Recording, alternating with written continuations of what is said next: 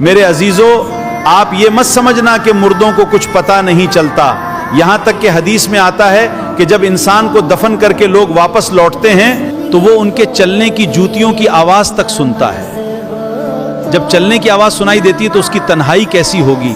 جب سب لوگ اسے چھوڑ کر چلے جاتے ہیں تو وہ ایک ایسی تنگ اور تاریک کوٹھری میں جہاں وہ پہلے کبھی نہیں رہا، لیکن اب پہلی بار قبر کی تنہائی اس کا مقدر بنتی ہے۔ میرے پیارے آقا صلی اللہ علیہ وسلم نے فرمایا کہ میت کو دفنانے کے بعد کچھ دیر اس کے لیے دعا اور استغفار کرو، کیونکہ اس وقت اسے سوالات کا سامنا کرنا ہوتا ہے۔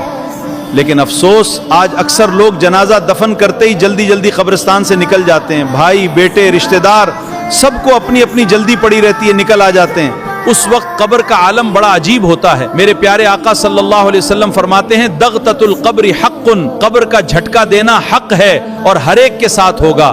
یہاں تک کہ صحابی رسول سعد بن معاذ رضی اللہ عنہ کے بارے میں بھی فرمایا کہ انہیں بھی قبر نے دبایا تھا۔ قبر سب کو دبائے گی، لیکن کچھ لوگوں کو ایسی دبائے گی کہ ان کی ہڈیاں اور پسلیاں ایک دوسرے میں سما جائیں گی، اور کچھ بندوں کو رحمت اور نرمی کے ساتھ دبائے گی۔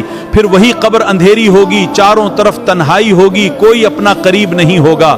کچھ خوش نصیب لوگوں کی قبر میں ایسا ہوگا کہ اچانک ایک نورانی چہرے والا نوجوان سرہانے آ کر بیٹھ جائے گا۔ مردہ حیران ہو کر کہے گا تم کون ہو؟ سب تو مجھے چھوڑ کر چلے گئے۔ کہے گا گھبراؤ مت، میں تمہارا ساتھی ہوں۔ وہ چھوڑ کر چلے گئے تو کیا ہوا، ہم تمہارے ساتھ ہوں، تم بے فکر رہو۔ میں وہی قرآن ہوں جسے تم پڑھا کرتے تھے، میں وہی نماز ہوں جسے تم نے نیند اور آرام پر ترجیح دے کر ادا کیا تھا۔ اگر قبر کو روشن کرنا ہے تو آج سے قرآن سے محبت کرو، نماز کی پابندی اور اپنے ایمان کو مضبوطی سے پکڑ لو۔